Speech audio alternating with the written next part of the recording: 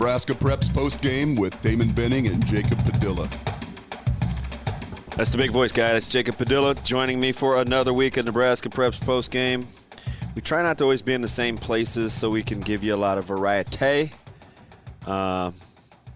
Mission accomplished early in the week, not so much later in the week as we both spent time in Grand Island. Man, how was the week? It was a good one. Obviously, there were some pretty big matchups during the week leading into the weekend in the Heartland Hoops Classic. So we got to see some good performances. Some teams kind of prove that they belong where they are at the top of the standings. And then got a full day of hoops on Saturday. Yeah, it's interesting. Let's hop over. Let's start in B just for a second, because the interesting thing about Class B is Scud has clearly established themselves as – they're almost 2 full wild card points ahead of number 2, which you'll almost never see. So Humphrey and Lindsay Holy Family, the only other undefeated team, isn't even in first place in their class in point standings, and had another impressive win though. Yeah. So sticking with Scud here for a little bit, what are the challenges, do you think, for those guys? Is they've clearly become their own benchmark and have a little bit of ways to go till that second weekend in March. Yeah, I think at this point, though, with kind of the record you have, and they've got some veterans on there, I think that they want to go for perfection, sweep the season, and obviously, you know, they're gonna be okay. They're gonna be just fine for the state tournament, but you want to be playing well going into the postseason.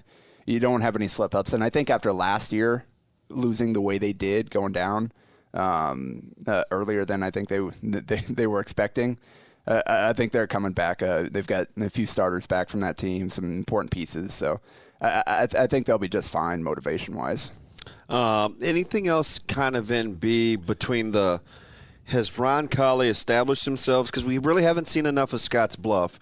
Bennington's ran into a little bit of a buzzsaw with this schedule.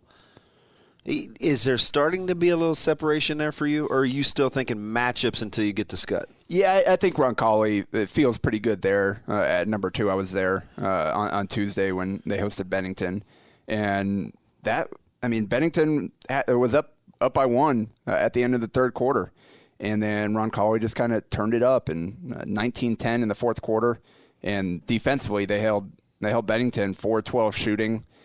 With 4 turnovers. And Ron Colley, they hit some big-time shots. They had guys step up. 3 guys scored all their points in the fourth. It was Austin Schwartz, Quincy Evans, and, of course, Jake Orr. And I looked. I had their coach send me their stats for the season. I had no idea how good of a season that Schwartz has been having this year. Kind of been the hidden gem. He was actually leading them and scoring slightly ahead of Orr on ridiculous shooting percentages, like 60-plus inside the arc, 40% from 3. Good rebounder for a guard. He didn't have a big game in that game against Bennington. Only like 2 points through the first 3 quarters, but he had 5 in the fourth. A big 3-pointer. Quincy Evans had really struggled, then came alive in the fourth with 7 points, and then Jake Orr made some big plays. He had 17 points, 11 rebounds, 4 assists, 3 steals, and a block. Just another day at the office for Orr. Shout out to the dad that I saw at the Bakers on 90th and Fort. I had to make a quick stop. It's kind of over by my mom's house, who told me we were talking about the wrong backcourt mate at Omaha, Ron Colley, that Schwartz has kind of been the guy that has quietly held it down for them. So he'll be, and again, we appreciate the listen, he'll be happy to know that you brought him up unsolicited, because you and I didn't say a word before we sat down to talk about it. But, yeah, he wanted to remind me that while Orr gets all the headlines, he's got a pretty good teammate. Yeah, and that's what I want to see. 'Cause obviously, some of those teams that you don't get to see the numbers for as easily, and that I had only seen them play twice this year. So I kind of wanted to get a better idea of how they've been doing all season long. Honestly, I thought that Orr would be more towards like closer to 18, 20 a game this season, just based on what they have coming back and his talent level. But he's been Mr. Do Everything. He's only about 13 a game, but bunch of rebounds, bunch of assists, bunch of steals. He's just kind of stuffing the stat sheet, and you've got Schwartz there just being so efficient with his scoring opportunities. So it's a heck of a 1-2 punch. And they've got, obviously, other good pieces to kind of round out at that lineup, but those two set the tone for sure. How'd you separate Bennington from Lincoln Christian and Bennington from Roncalli? Like kind of when you're watching them trying to assess where they belong kind of in that next group. Yeah, so they bounced back a 61-58 win over Lincoln Christian, so not necessarily a dominant performance, but they did get the win. They're 15-5 now. We talked about how difficult their schedule has been recently. All those losses are basically to the top teams for the most part. I think they're that 3-4-5 there. I think that's you could probably lump those teams into a tier there with Scottsbluff, Bennington, and Platteview. Where do you think Bennington goes outside of Holtz? That is a question. It's kind of it's who is going to be on in that given game, because Seth Wempen is capable, Trey Bird is capable, Isaac Connor can have some big games there. And then Dylan Kessler, just with his size, if they get the right matchups, he can be a factor as well. So I think it's kind of a game-by-game situation there, and that's part of I think what hurt him against Bennington or against Roncalli is they just didn't really have anybody that was going in the fourth quarter. It was all Holtz, and the shots weren't falling for him. So that is kind of the question there. It's a solid 5, and the problem with Holtz is so many of his shots are tough. Like he's a tough shot maker. Yep. So if that's your best look, I mean, even really good players on difficult shots, like the percentage isn't going to be that great compared to some other looks. So they definitely do, I think, need somebody to step up and get easy buckets in the big moments, and they weren't able to do that against Roncalli. But that's not easy against a team like them with the length and athleticism that they have. So if you're Scott and you're kind of playing against being your own benchmark, you talked about chasing perfection. How do you think Coach Jay keeps his foot on the gas when you're not playing? That's kind of a unique challenge. Do you like kind of their makeup to keep themselves motivated? You know what I mean? Because that's a degree of difficulty sometimes unto itself. You know, Westside kind of ran into it a couple years ago with Peyton and Haberman and those guys, where the schedule got a little light. You're playing against perfection, and then they ran into Millard South in the playoffs, and all of a sudden you got to turn it back on again, and it was touch and go. I mean, Millard South was a really good team a couple years ago, and I mean, do you see some unique challenges in there, or do you just think just the way that they're built and chasing perfection, like you alluded to earlier, that would be enough to sustain? And the good thing is they do have 2 games this week, so it's not like where you've got all week thinking about one game. You gotta go play on Tuesday, and then you play again on Thursday. So it's a couple of different things you can focus. All right, we got a couple of days here. Let's focus in on this game, and then turn around. All right, let's focus in on this game. I think the way the schedule played out like that is going to lend itself to them kind of, all right, next task, let's keep moving forward. And then obviously you get into the postseason play with sub-districts and everything. Are you a fan of sub-districts?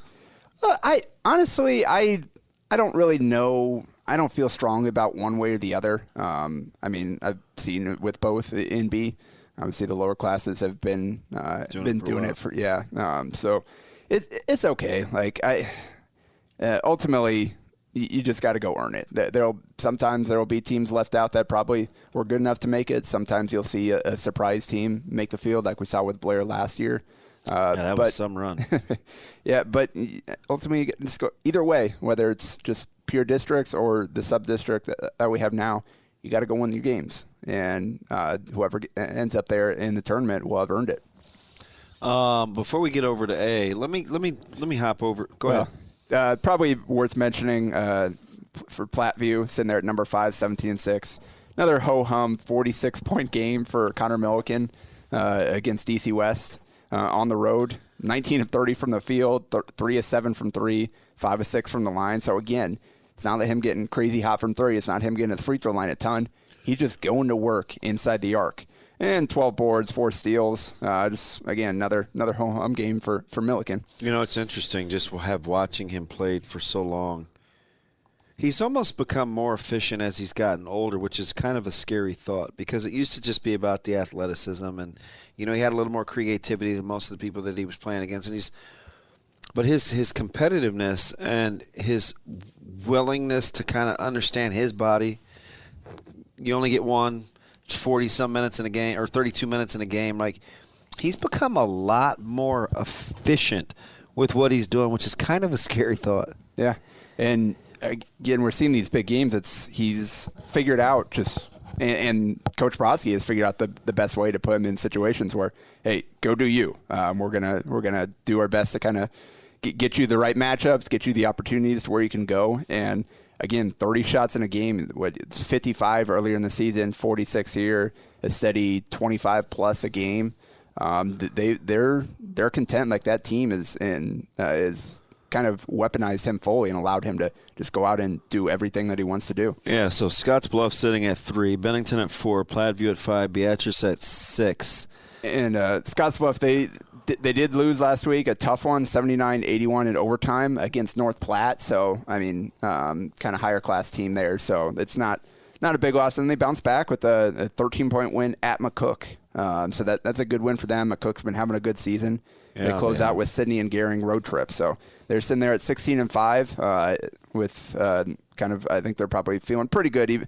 That's a tough loss, but to bounce back in that way and take care of probably your next best competition out there was a good sign for them. So safe to say, Scott won by themselves.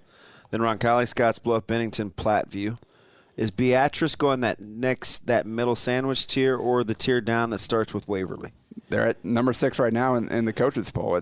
But they've only played 17 games. Oh. They're 12-5, and they beat GI Northwest by 9. So seeing Northwest on Saturday and what Ashland Greenwood did to them, you kind of wonder there. But they're closing Ashland out. Greenwood appears to be hitting on all cylinders. Yeah. Beatrice closing out with Plattsmouth and then Waverly, though. So that'll be a big one on Thursday to kind of answer that question about what that hierarchy looks, because Waverly sitting there at 14-7. They're right behind them at number 7 in the NEB Preps coaches poll. They beat Hastings last week, and they beat Gross last week. So they're closing. That Beatrice game is Waverly's last of the regular season. Then you got McCook at 8. Like I said, just kind of lost to Scottsbluff, but beat Gehring before, and they close out with Cozad. Feel comfortable before we get to A. And I know Auburn just lost to the 43-42 game to Lincoln Lutheran. And I don't know where you like Auburn in that pecking order, but with Kearney Catholic and Ashland, and it's a loaded C1. We've been talking about this forever. Do you have a favorite yet? So I have not yet seen Kearney Catholic. I have seen Ashland Greenwood, Wahoo, Concordia, Auburn. Yep. So we've seen 2, 3, 4. Yeah. Have you seen And Wayne? 6. Because I have not. I have not seen Wayne. So seen 4 of the top 6 right now in the coaches poll. So they've all. I mean, so I haven't seen. If you ask me, just having seen 2, 3, and 4. So Ashland Greenwood, Wahoo, Concordia. I think Ashland Greenwood, they're 2. Yeah. I still don't know between Wahoo and Concordia though. Wahoo's sitting there at 3 at 19-2. Concordia's 4 at 17-3. Man, the thing about Concordia that they have is the combination of size and backcourt play, and particularly shooting. Like Carson Masson and Zach Kalous are tough shot makers. I like Kalous. Those guys, and occasionally they'll take some tough ones and kind of get you out of it. It was pretty funny. So where we were sitting, we were kind of behind that bench, and Coach Kalous was kind of in the fourth quarter. They had the lead on Saturday, and he was like, we're good now. It's not going to matter, but under no circumstances do you go out there and chuck. Mm-hmm. Like, he's just telling me, do not take a long shot here. Like, we're layups, free throws. Like, it was just funny that it's kind of the emphasis he put on it, because he knows his kids. Like, yeah, these guys like to get some shots up. So it was just kind of a funny moment. But they've got, with the size inside with their seniors, both 6'6", and Justin Allen and Zach Alherthy, and then sophomore 6'9", Quentin McCafferty came off the bench and played really well on Saturday. That was a really impressive game for me. I remember seeing McCafferty last year. I was like, who's this big kid? But wasn't really in the rotation. Didn't really do anything when I saw them play. They had some other seniors, but he can be a difference maker at that size, the ability to catch and finish, and bringing that off the bench in C1 to go with kind of those guards in the backcourt. So that's what I was going to kind of ask you about with Wahoo, though, because they have 7 guys that play 17 minutes or more. Yeah. I mean, that's pretty good depth. Yeah, and I think Benji Nelson's been really coming on strong over the second half of the season. He's kind of evened out his performance a little bit, and it's been more steady, more consistent. Obviously, we know what Marcus Glock is capable of. Simon leads him in assists. I mean, Owen Hancock, I think, will probably be the key for them. Like, he's very capable of being their best player in any given game. Yeah, plays the next most minutes. He just hasn't necessarily behind done Glock. that. Yeah, he just hasn't. I don't know that he's been that consistent this year. Ahead of Grand Jeanette? I think so. He's their most talented player with his ability to hit shots. He's a good passer. He can go crash the glass when he wants to. So I think he's a guy that will really set the tone and kind of establish their ceiling. Is if you've got Glock and Hancock both going, then that's a really tough duo to deal with. And then they've got the length with Nelson coming off the bench with Grand Jeanette, who can rebound pretty well. So they don't they're kind of more of a 5-out of everybody kind of handles the ball a little bit versus Concordia, where you've got the size and then the 2 shooters in the backcourt. But and then Kearney Catholic, I know obviously Brett Mahoney is the big name there. They've got a few guys back that have played a lot of basketball for them. Dylan Mers and Turner Poogie in the backcourt. Your Schmatter, it's kind of some athleticism on the wing. So they're chugging along there at 21-1, having a great season. So I can't wait. I mean, honestly, we've seen how many games has C1 teams gone and won against Class B teams. Again, we had more. Well, our peer, our colleague, Mike Sauter says the top 4 or 5 in C1 would be firmly supplanted in B. Yeah, I don't know. I don't think that I disagree with that. You see back in that kind of the back half of that top 10, they have strong claims.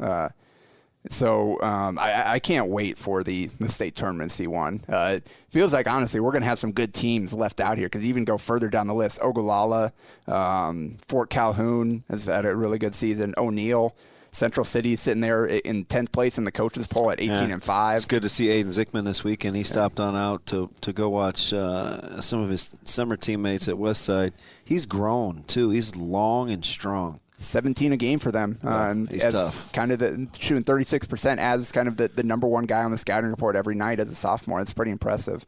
And then you got Gordon Rushville, 19-2, receiving votes, not even in the top 10. So C1 is absolutely loaded, and I can't wait for the state tournament. And let's hop over to A. And in manner of victory, and I'm not sure what you think about Pius, because I feel like between the two of us it changes about every 4 days. We're just not sure what to think. And we both were at the Central game, extremely exciting. We'll get to that. But in terms of how Millard North hammered Pius, was that the most impressive win, or did you like the manner of play of something else that got your attention in A? Well, it was interesting that Millard North came back and beat Pius by more than they beat Millard West earlier. Those rivalries, you just never know. You know, tensions run high. The kids know each other. There is no awe factor. I mean, quietly, Millard North is starting to put together a nice little run. Yeah. And we talked about them kind of in the middle stretch there. They were looking like, all right, this might be the number 2 team here. And then they suffer the losses.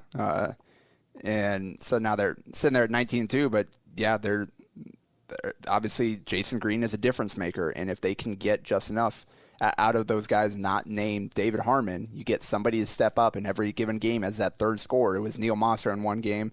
I think he had 4 threes against Millard West. It was Eli Gaith in the Pius game. He had 12 off the bench. So it's interesting. It's almost like they flip a coin to see which one of those sophomores is going to have the game. Yeah. We've seen Isaiah McMorris play well. We've seen Mosser play well in stretches. We've seen Eli play well. Like, who's – and it's not like they have to choose between the 3, but just the consistency to be the key cog behind Green and Harmon, I think, is going to be interesting. Yeah, and it's nice when you have options, but you also would feel maybe a little bit more comfortable with if you consistency. had somebody that you could rely on. And that Pius game, they turned the ball over 15 times, but they forced 22 turnovers for Pius. And the Hostreiter twins, they combined for 36 points on 15 to 23 shooting, and they got nothing else basically outside of them. It was, let's see here. Yeah, it was, they had Brady Christensen with 8, and Jackson Kessler and Jared Bohr combined for 5 in the backcourt, and they got 0 off the bench. So here's the interesting thing, and I've been saying this, but I think it's going to really matter, especially so everybody kind of has their thing. And since we're on Millard North, I'll get to what I think their potential kryptonite can be. Don't love the decision-making and ball handling in the backcourt, right? If they get good backcourt play, that makes that team awful dangerous from a consistency standpoint. And I put that ahead of knocking down shots from 3 because they haven't shot it well from behind the arc. But the 15 turnovers it's high, but it leads me to the bigger point, what I think is distribution and handling pressure in the backcourt. Well, and David Harmon, he's had a really great season, but he had 7 of those turnovers himself, and we saw that at the Metro tournament with Westside. Against like competition. You really focus in on him, really game plan against him, putting him in difficult situations. Is anybody else going to step up to be that lead ball handler, to make plays for themselves and others?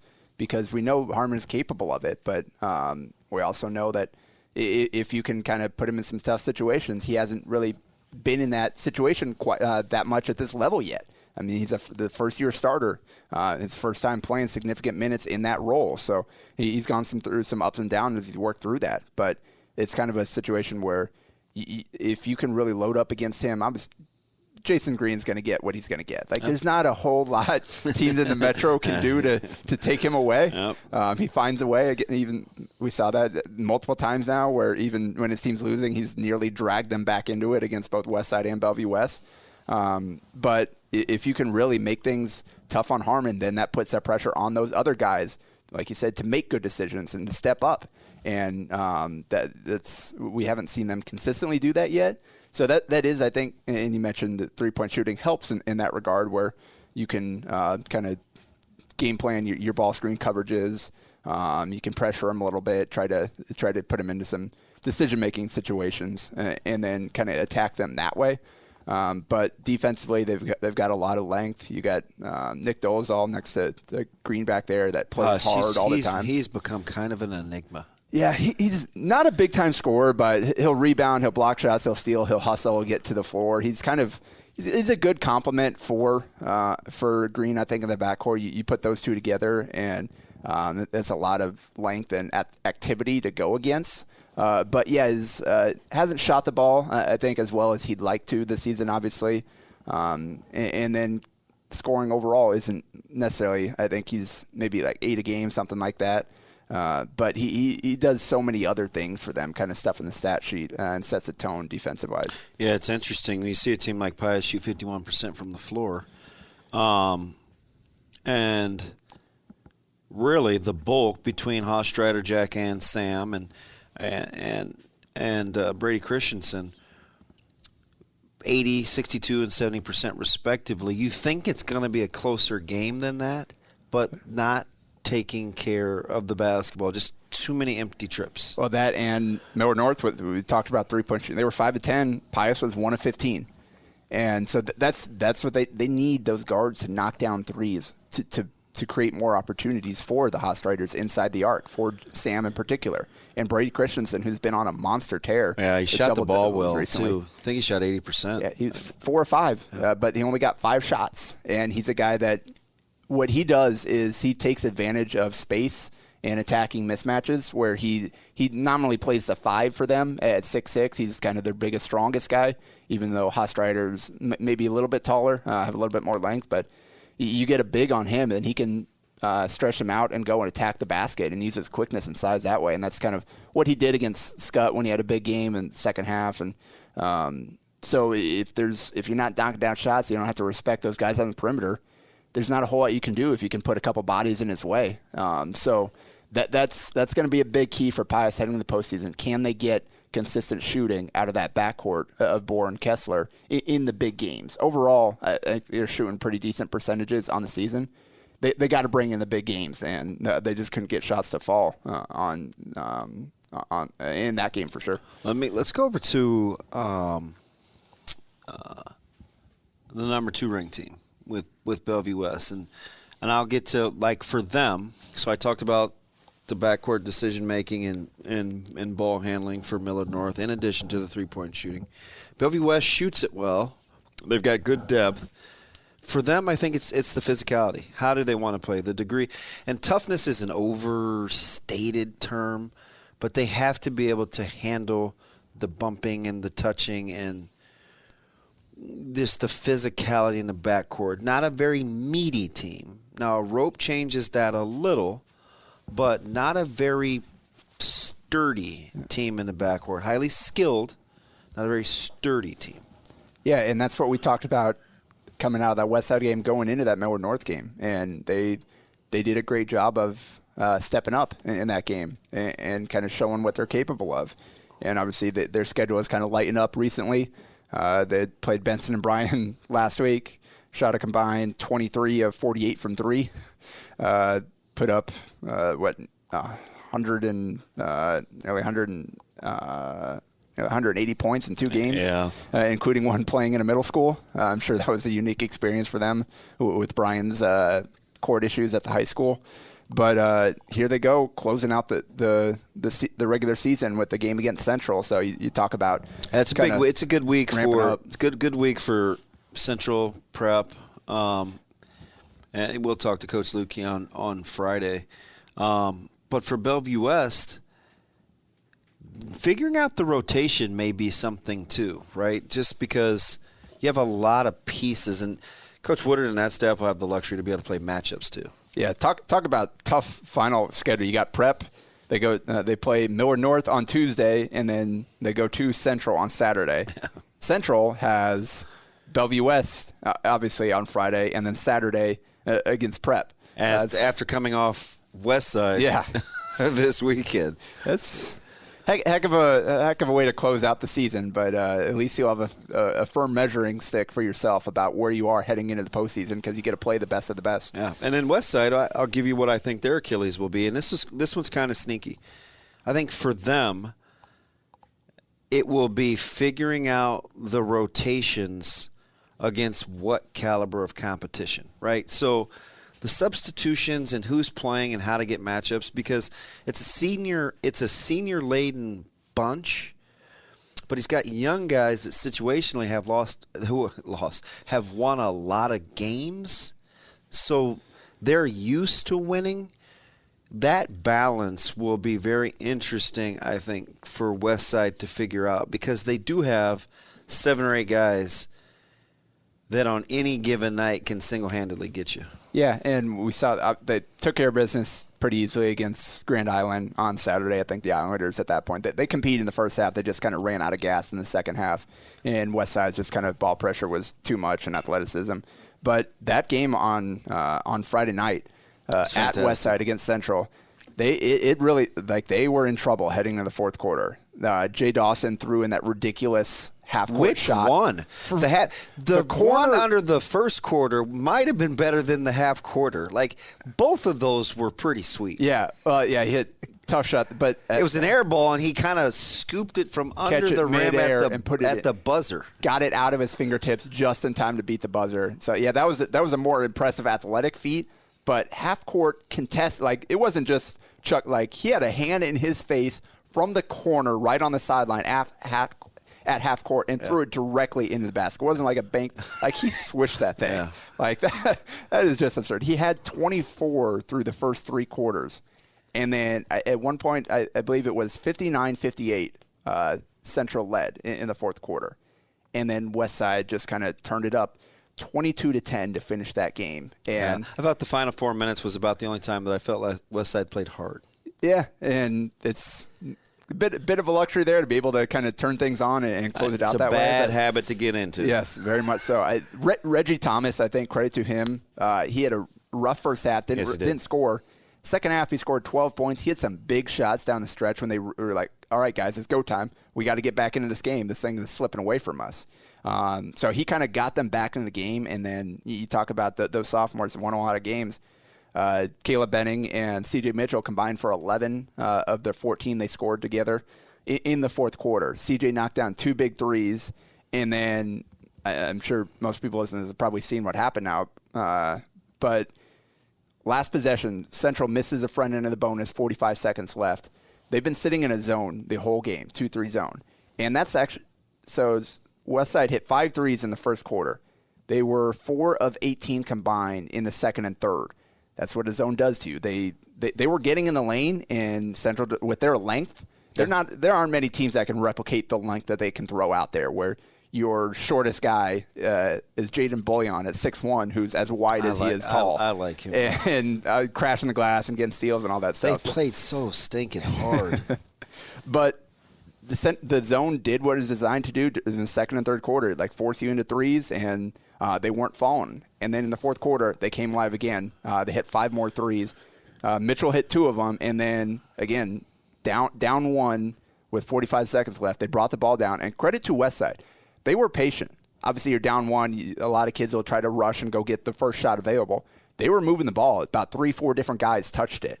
And kind of last sequence here, Caleb Benning, top of the key, swung it to C.J. Mitchell, cut through to the right corner.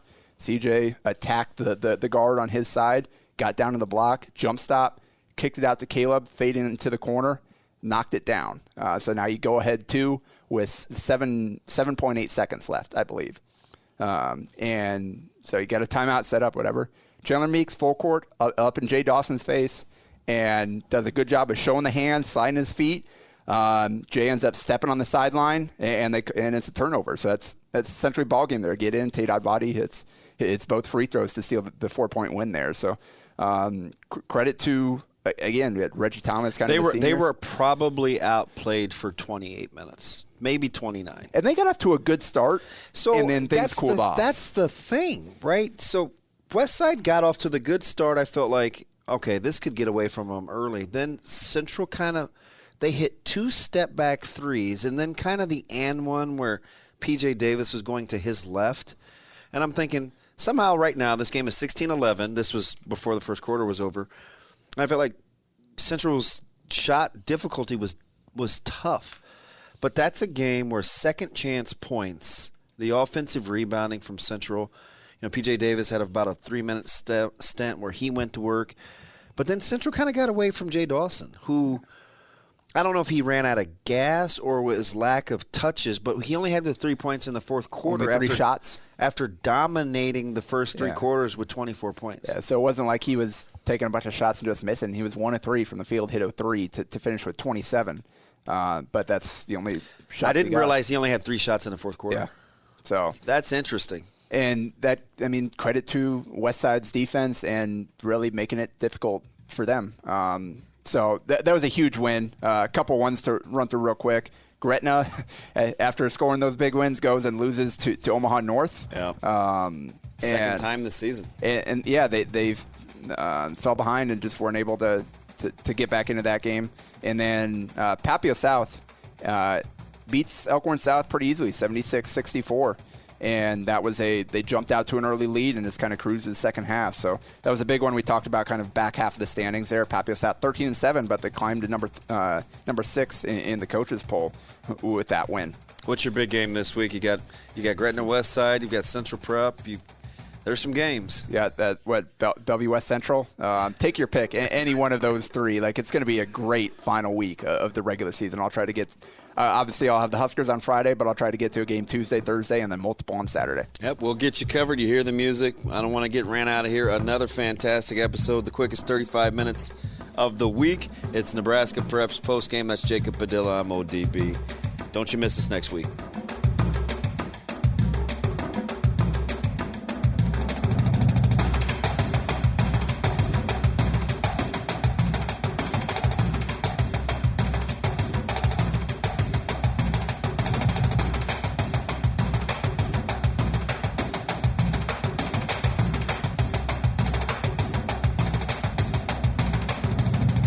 a Hurrdat Media Production.